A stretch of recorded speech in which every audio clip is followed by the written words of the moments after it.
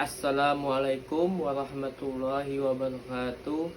Perkenalkan, nama saya Ruli Ilamsyah.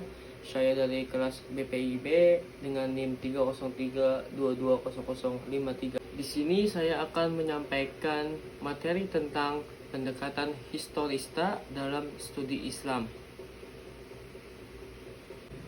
Di dalam materi pendekatan historista dalam studi Islam melingkupi 3 macam pendekatan.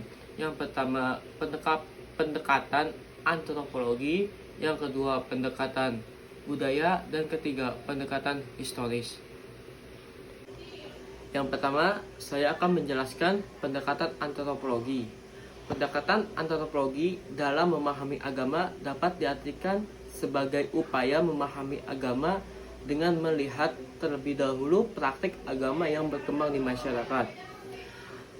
Dengan pendekatan tersebut diharapkan lebih mendalam dalam memahami masalah-masalah yang dihadapi seseorang dan berupaya untuk memberikan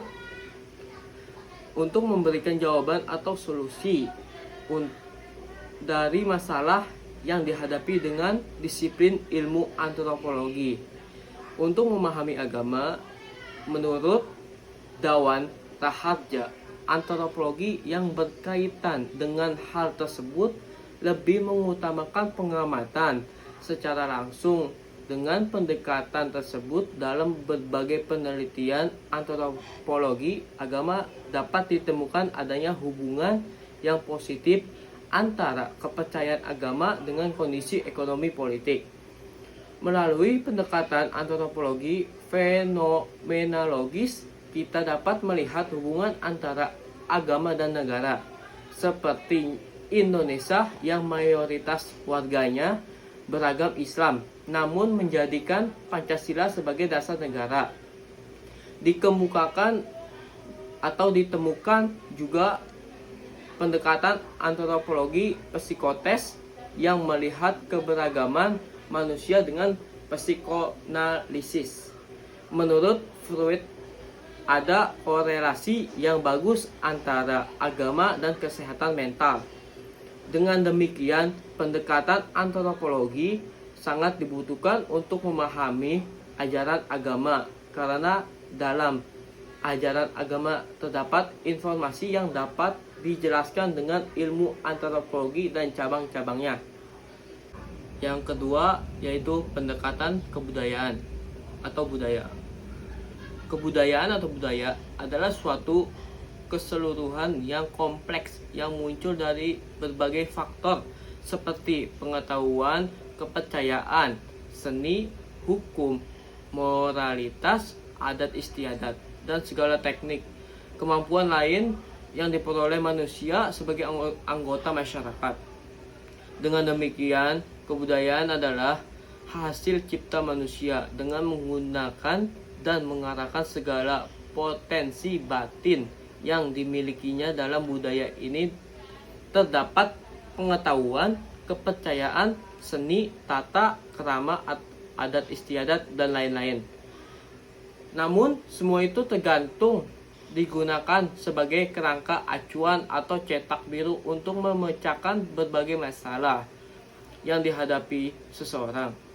Dengan demikian, budaya muncul sebagai susunan yang terus dipertahankan oleh para tetua dan generasi penerus yang mewarisi budaya tersebut. Kebudayaan seperti itu kemudian juga digunakan untuk memahami agama yang ada pada tatanan empiris.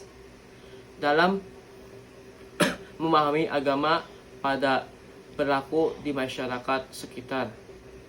Misalnya, kami menemukan budaya, berpakaian, bersosialisasi, dan lain-lain. Dalam produk budaya tersebut, unsur religi diintegrasikan. Pakaian model jilbab, kebaya, atau pola pakaian lain yang ditemukan dalam praktik keagamaan. Lebih baik lagi, tanpa unsur budaya, agama akan sulit dilihat. Misalnya, kita lihat di DKI Jakarta, pria mengenakan adat ala Arab, sedangkan produk budaya yang dipakai oleh wanita atau pengantin wanita tersebut itu memakai pakaian ala Tionghoa. Dapat dilihat produk budaya tersebut berbeda, namun di sana dipengaruhi oleh pemahaman agama mereka.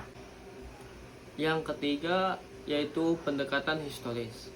Sejarah atau historis adalah suatu ilmu yang di dalamnya membahas tentang berbagai peristiwa dengan memperhatikan unsur tempat, waktu, objek, latar belakang, dan pelaku dalam peristiwa tersebut.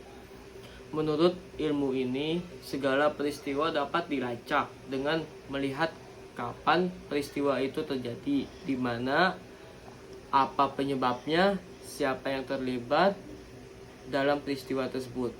Melalui pendekatan sejarah, seseorang diajak melihat dari alam idealis ke alam yang bersifat empiris dan mendunia.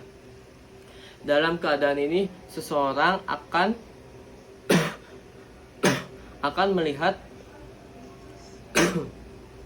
melihat adanya kesenjangan maupun keselarasan antara alam idealis dengan yang ada di alam empiris dan historis. Pendekatan sejarah sangat dibutuhkan dalam memahami agama, karena agama itu sendiri turun dalam situasi konkret, bahkan berkaitan langsung dengan kondisi masyarakat. Dalam hubungan ini, Kunto Wijoyo telah melakukan studi yang mendalam terhadap agama, dalam hal ini Islam, menurut pendekatan sejarah. Ketika beliau mempelajari Al-Quran, beliau sampai pada suatu kesimpulan bahwa dasarnya kandungan Al-Quran itu terbagi menjadi dua bagian. Yang pertama berisi konsep-konsep, dan yang kedua berisi sejarah dan perumpamaan. Jadi, yang dapat saya simpulkan dari materi pendekatan-pendekatan antropologi, kebudayaan atau budaya, dan historis adalah dengan yang pertama, pendekatan antropologi dapat demikian. Pendekatan antropologi sangat dibutuhkan untuk memahami ajaran agama, karena dalam ajaran agama terdapat informasi yang jelas dengan ilmu antropologi dan cabang-cabangnya.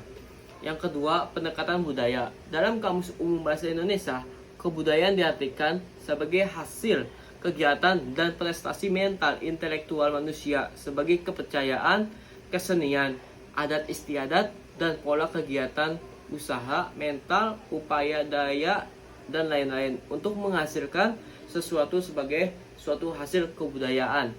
Yang ketiga, pendekatan historis. Melalui pendekatan sejarah ini, maka seseorang tidak akan memahami agama yang keluar dari konteks historisnya, karena pemahaman seperti ini akan menyesatkan orang yang memahaminya. Sekian dan demikian yang dapat saya sampaikan, kurang lebihnya mohon maaf. Wassalamualaikum warahmatullahi wabarakatuh.